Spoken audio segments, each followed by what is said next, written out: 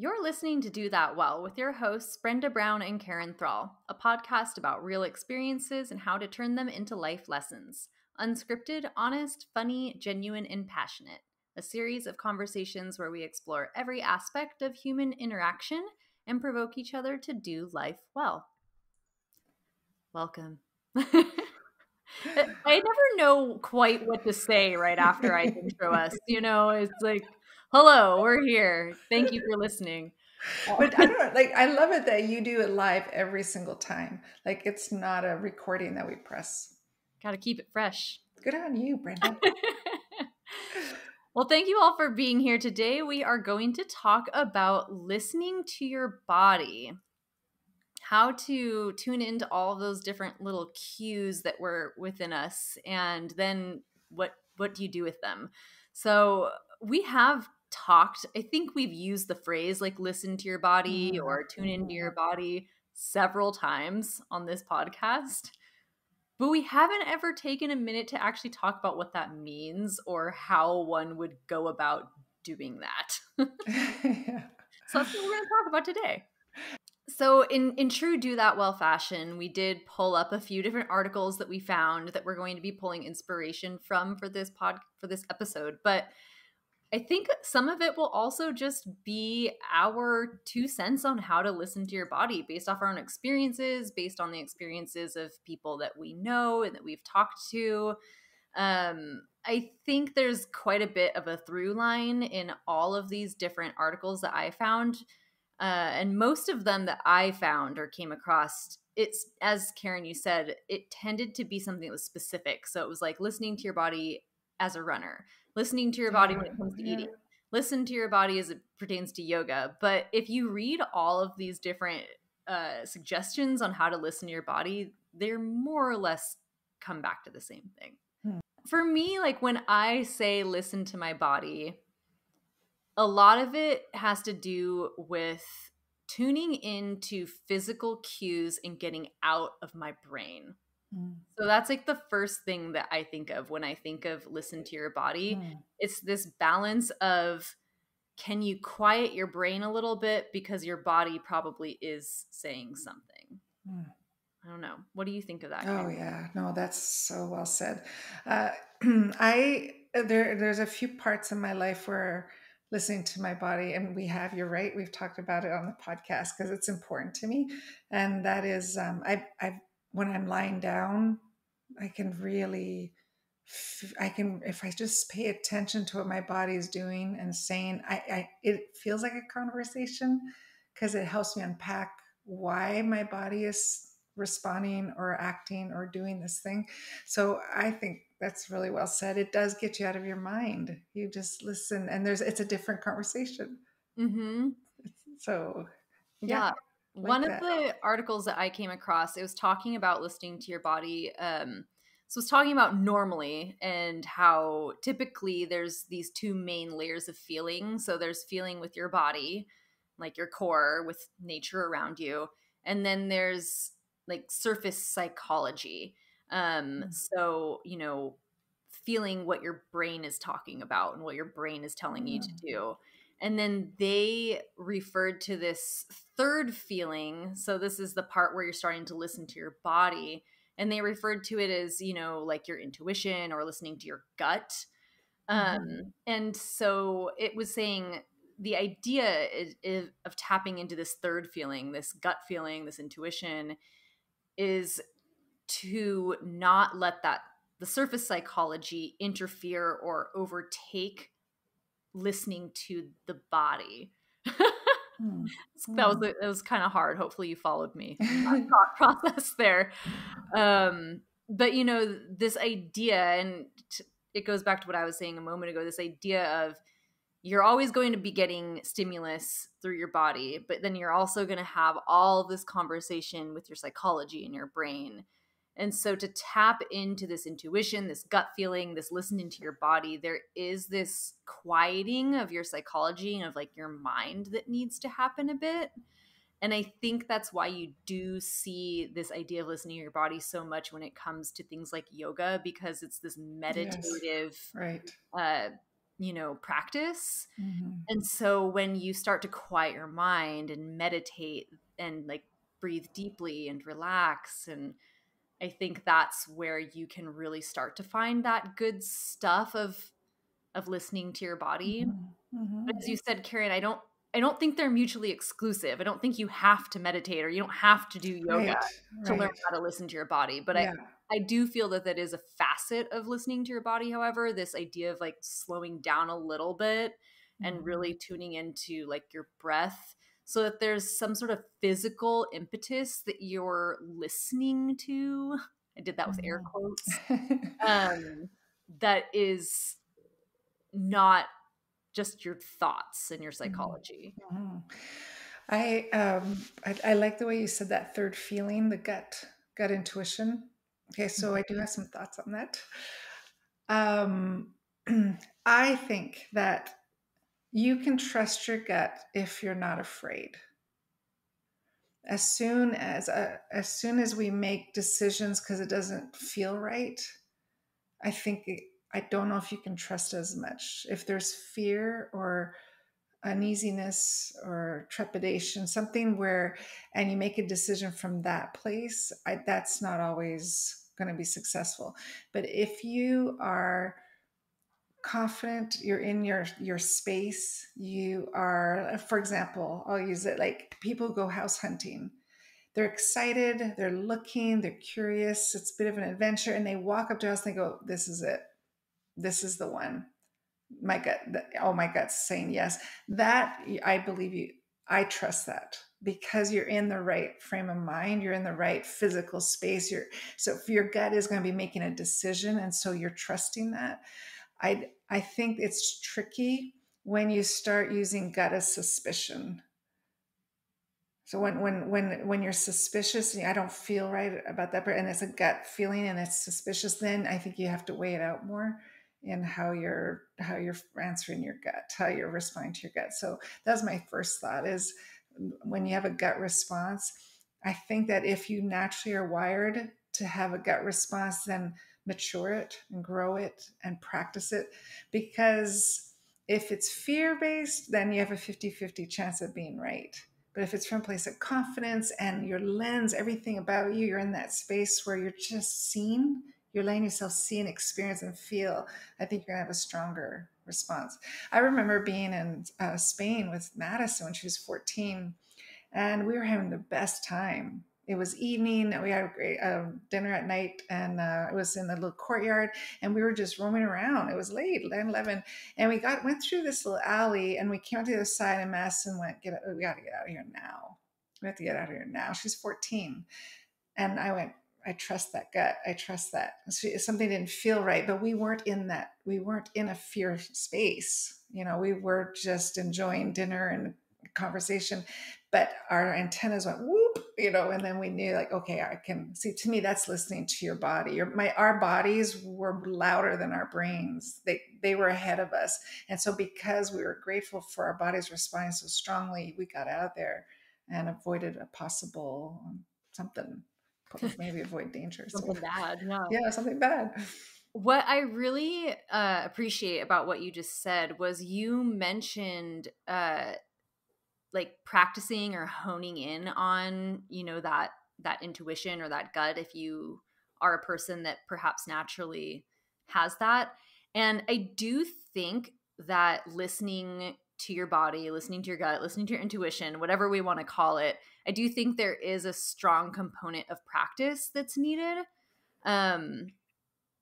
Because I think you're right. I think it can be really easy to doubt or maybe not know if you can trust your gut, depending on what your history is. Um, I say that as I personally am on a journey to continue to learn how to listen to myself and then trust, what my intuition is or trust what my body is telling me. And I personally find that sometimes I do come up against this moment of like, okay, but as you're saying, like, is this fear based? Is this based on something else? Like, yes, I'm trying to listen to what my body is telling me, but is this a moment where I can trust my body? Or is this something where my body and my psychology are getting their wires crossed. And I think, like, intellectually, I think that I'm listening to my gut, but I'm actually still just listening to my psychology or my fear or my suspicion or whatever that might be. Yeah. So I do think that there's like a practice that needs to happen, Mm-hmm. because if you're always I don't know, if like you're always listening to your gut and then, or your intuition or your body, but you're not getting the right result, then I think that can be like a cue to you. Okay, Yeah. you're not actually listening to your body then, though. Like, there's still some psychology in here that's Mm-hmm. leaking into this feeling. Mm-hmm. So I do think like practicing. I do. Like I would say, ask yourself, what kind of space are you in? You Mhm. know, what kind of space are you in? I come and I call it spidey senses. You know, I've said that so many times, but I do trust my spidey senses when I'm in a good space. I trust it. I just, I think I have street smarts. I don't know if it's because I was raised in a city, but I have a, I trust it. It's going to take precedence. So if I'm, you know, if I'm in a place where I don't know anybody, or I'm in a place of strangers, or I'm in a place, whatever, and all of a sudden I'm talking to somebody and I just go, the hair on my back or whatever, the expression, it goes up, I'm out, I'm gone. I'm polite, I'm kind, but I'm okay to trust my body when my body's going, you need to leave. It's not mean. It's not, I really trust it because I'm not looking for it. My space isn't, I'm not in a space to be looking for that. However, I don't trust my gut when I feel emotional. I don't, I feel like I get suspicious. Why? Well, what does that mean? Well, I don't, that doesn't, like I get more like, I'm more, um, something doesn't feel right, but I think it's me. I don't think it's them. I think I'm not in a good space. So I'm overly sensitive, or I'm overly emotional, or and I don't like to use my gut response. I really don't like to use my gut response when I'm not in a good space, when I don't feel like I'm in a space to trust it. I feel it Right. gets me into trouble. Well, not that touches on what we've been talking about, right? It's this idea, because emotions are part of our psychology. So it's this idea again, like, that the signals that your gut or your intuition or your body would be sending you are getting, like, I keep making this motion with my hands, like with intertwining my fingers. But it's like, I think sometimes, yeah, it can be hard to separate the psychology, the emotion, the thoughts, the processes from just the pure stimulus that our body is like giving us. Mhm. So another article that I came across when I was looking into this concept of listening to your body was, it was actually an Oprah article. Thanks, Oprah. But these were writings from Deepak Chopra, which I'm sure you're very familiar with him, Mhm. some of you. Mhm. Mhm. But he is an Indian American author, and he is like very well known in like the alternative medicine space. I feel like if you've ever taken a yoga class where they say some sort of affirmation at the end, it's very possible that it might have been a Deepak Chopra affirmation. But when he was talking about listening to your body, I'm just going to read this for you. So it says, feel what you feel. Don't talk yourself into denial. Accept what you feel. Don't judge what's actually there. Be open to your body. It's always speaking. Be willing to listen. Trust your body. Every cell is on your side, which means you have hundreds of billions of allies. Value spontaneity. Emotions change, cells change, the brain changes. Don't be the policeman who stops the river of change by blocking it with frozen, fixed beliefs. I want to come back to that one because that one really jumps out at me. Mhm. And then enjoy what your body wants to do. Bodies like to rest, but they also like to be active. Bodies like different kinds of food that are eaten with enjoyment, and bodies like pleasure in general. So I thought that all of those were like a really nice summation of essentially how to listen to your Mhm. body. I mean, Yeah. he ticked all the boxes. But I did want to come and I wanted to hear your thoughts, Karen, about the spontaneity part, because that bit really jumped out at me. This value spontaneity. Emotions change, cells change, the brain changes. Don't be the policeman who stops the river of change by blocking it with frozen, fixed beliefs. Mhm. I thought that was so important to this conversation because, like many conversations we've had, we've talked about this importance of remembering that people can change. So I thought that taking this idea to like listening to our bodies even is so freeing, I guess, to me. This idea that, yes, I'm going to listen to my body, but I'm also being aware of the fact that my body might tell me something different tomorrow or in 30 Yeah. minutes or, a year from now.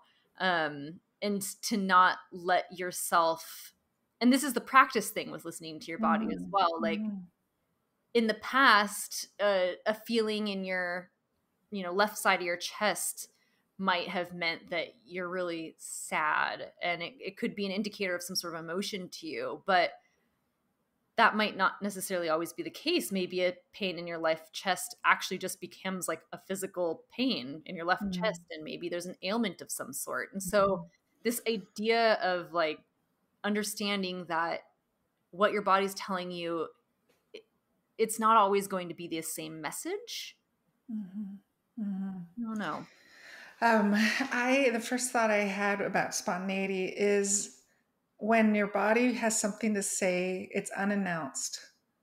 There's no knock on the door that goes, "Hey, can I come in?" It is unannounced. So you're not looking for it. You're not expecting it. You're not giving it permission.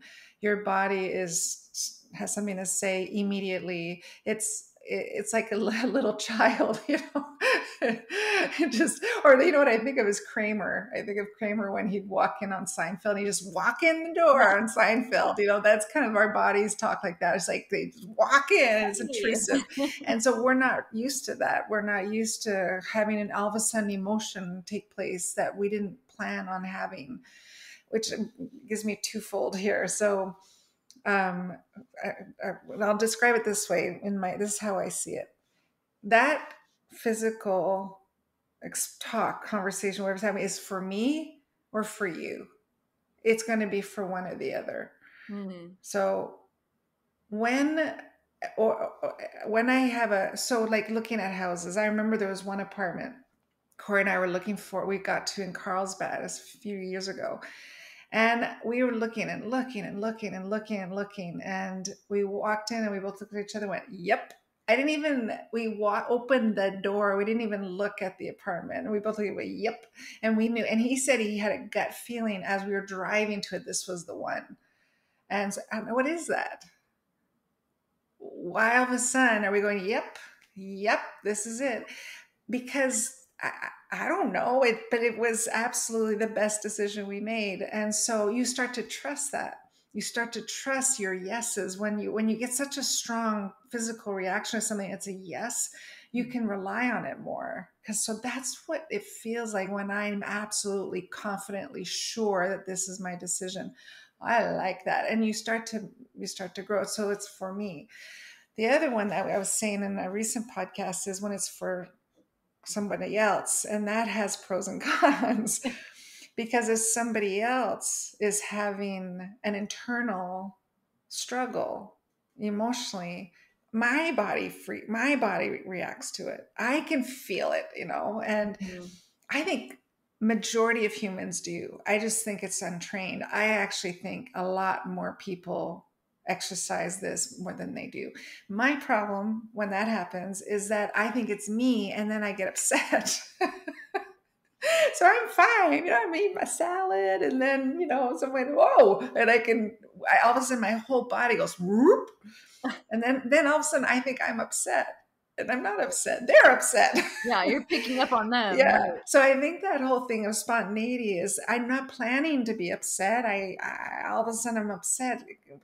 possibly isn't me that's upset, so this whole spontaneity of learning that our bodies have a mind of its own, and it's going to interrupt, it's the Kramer of our world, like it's just going to walk in and announce. I think that was going to help us to Mm-hmm. know the maturity, like how to become more and more mature in Right. those settings. So I like that. And I like that analogy of Kramer busting in. But it's helpful for me, this, because I think it does illustrate how all of a sudden sometimes we'll just get, yes, this message from our body, and you should listen when that happens, when you feel that. Mhm. To go back to this idea as well of practice, another article that I came across, and this was actually an article that specifically was talking about listening to your body as a runner, but I thought that some of the takeaways were still very applicable. Um, so one of the things that they said is the more types of stress your body experiences, the better you'll be at deciphering these signals. And I thought that was really interesting, and does That's uh, really good. play into this idea of like how practice makes perfect, because I think the more you start to tune into this practice of listening to your body, then the more you'll start to receive, and then you'll be able to, as this says, the more types of stress your body experiences, the better you'll be at deciphering the signals. So the more you tune into your body and listen, I think you'll continue to get new messages, Yeah. like a secret message, but I think you get more messages from your body the more you listen to it and the more you tune into it, because as this said, you'll become better at deciphering what those different signals mean. Mhm. Mhm. That's so good. Like I was telling you, I love to hike. Brenda loves to hike, and I've just this year so far I've incorporated running now when I'm hiking, and I have always hated being a runner, and now I'm for some reason I'm really loving it. Like I listen to a book I'm listening to right now while I'm running, and the cadence and the rhythm, and I'm in the mountains, so it's like this up and down, and it's beautiful scenery. Interesting. This morning, it's so funny that I forgot I did this. I asked my body how I was doing. You want to go the full distance? How you doing? I'm checking in. Like I remember subconsciously asking my body, I'm checking in. You want to do the full distance? And I went, no, no, I don't think today we're doing the full distance. Oh, okay. And but I trust it. Like I like that feeling of just asking, because sometimes I can put expectations on myself, or now I've got this routine and rhythm, so I have to do it every single time. And it's that thing of what you're saying, like you get in, your brain starts to kind of take over, and sometimes if you just listen to your body. So I love that they're saying there's signals and you're translating the signals, Mm-hmm. and that is so cool. And so for people who are empaths, can you imagine the signals that they're picking up all the time? Like, Right. talk about whoa. So I love this. And pick up what are yours, your body, and even what you said earlier, your body, that signal maybe 10 years ago meant this. Does it still mean that? Mm-hmm. This signal in your body meant you were sad. Does it still mean you're sad? Like it's okay to take inventory on where you're at, because you're maturing and growing, and maybe it means something else. I think I really like that. Translate the signals. It's Yeah, great. that really jumped out at me. So even though it was related to running, I felt that it was very Yeah. applicable to this conversation. Yeah. I know we are nearing the end of our podcast, and we have talked, this episode, I should say, but we have talked quite a bit about, this difference between what your body is saying with what your psychology is saying, understanding how to decipher those two things, or knowing when maybe the message is getting skewed because your psychology is trying to overtake what your body is feeling. We've talked about like slowing down, and how it's funny actually, because running, in my opinion, can be quite meditative as well. So it's Mhm. interesting that this is another arena that we found a lot of information around when it comes to listening to your body, because I do think in a way it is meditative, much like yoga or other things that would get you to really be in tune to your body in that way.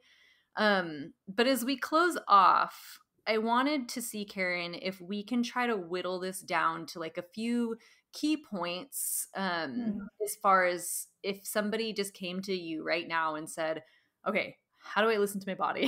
Like if we mm, were just to give you some real like cut and dry, hard, this mm, is what you do. Like for me, I think one of the first things I would say is like, okay, you need to slow down and you need to find your breath. I think those are like the two things that I would start with. mm, If someone that I didn't know was like, Brenda, I need to learn how to listen to my body, where do I start? I think mm, those are probably the first two things that I would tell them to do. mm, mm. I liked what you said earlier about get out of your head, like, Yeah.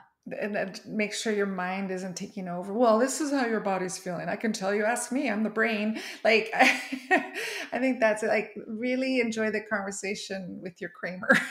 Right. No, and listen, take time to listen to, learn it, learn everything about your body and what it means and stuff. It's so cool because it's kinesthetic. I mean, look at the animal kingdom, they are just, if anybody, any creature on this planet knows how to listen to their body, like they definitely do. You look at puppies and cats and they're like, they trust it. So Mhm. it is something, I think, if you maybe don't think about what think like experience what your body is trying to say to you, and maybe even say, starting now, I'm gonna listen to the cues and the Mhm. clues that my body. So that's what I would say. Yeah.